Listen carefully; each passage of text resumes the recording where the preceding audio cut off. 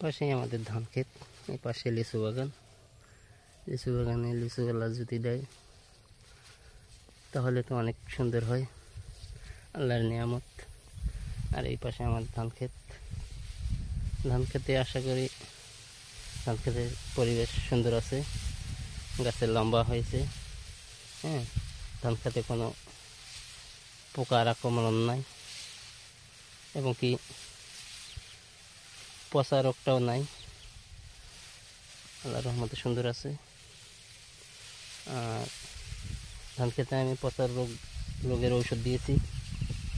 ফড়িং দিয়ে একটু দেখা যাচ্ছে, ইঁদুরও ধরে নাই।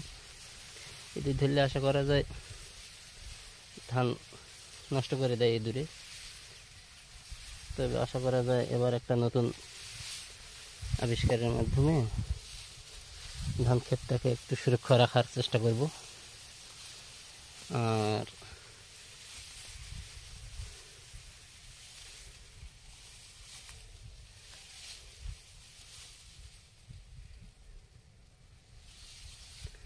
এই হচ্ছে অবস্থা।